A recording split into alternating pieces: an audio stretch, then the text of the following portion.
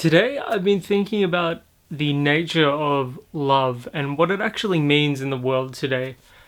So basically, a lot of what we think of when we think of love immediately, and this is like more in reference to people of my generation, younger people, they equate love with physicality, physical intimacy, things like that. But I truly believe that's only a small part of the equation.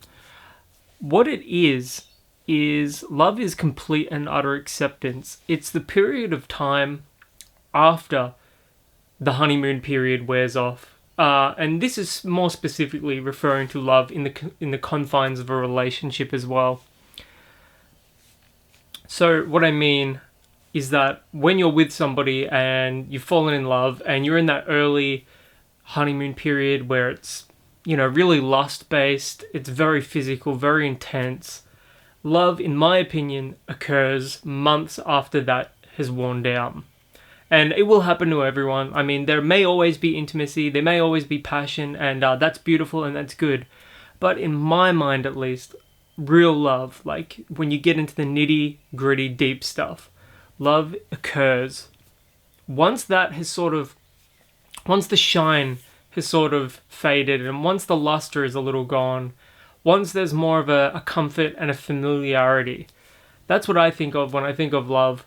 And too often, especially nowadays with young people, they think that as soon as that honeymoon period's over, and I see it on like TikTok and stuff like that, young people, once that really intense physical intimacy period of the relationship is over, they sever ties completely. Oh, it mustn't be working for me. This isn't how love is supposed to be. And they'll move on to somebody else. And they will do that multiple times. And I mean, everyone has their own agency, and an adult is an adult, and you're free to do whatever you want. But I think the most beautiful part of love is once that honeymoon period is over and it's more about familiarity, contentment, and being comfortable with somebody. Too much comfort is a bad thing. Too much comfort, breeds contempt. Comfort breeds contempt. It's pretty common knowledge. But if you don't let it get to that point and you're comfortable with somebody, you're familiar with somebody, that's pretty beautiful. And I just don't understand why that's such a dirty word or phrase nowadays, why it's such a negative.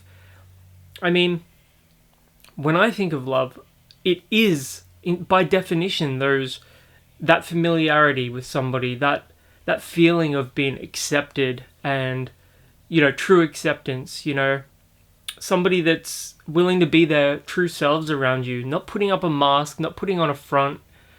That's, in my opinion, that's love. And if you have to pretend to be somebody that you aren't in order to, be with somebody or to feel something for someone, then I hate to be the bearer of bad news, but that isn't love. If you're happy doing that, then obviously as an adult, you do you. You're a consenting adult, and I'm assuming your partner is as well. But I think you do yourself a grave disservice when you don't allow yourself to feel that sort of acceptance and that familiarity with someone by not allowing yourself to get to that point in the relationship. The older I get, the more that I truly value and cherish that feeling in particular.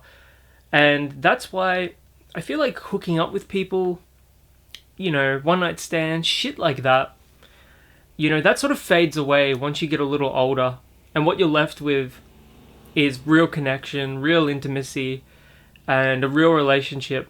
And that's what I believe should be our goal. If that isn't our goal when it comes to a relationship, if that isn't your goal in particular, then more power to you, that's okay. Right, so there was some significant noise there, so I just thought I'd cut that short and film a little conclusion to the video. That was my take and my opinion on love.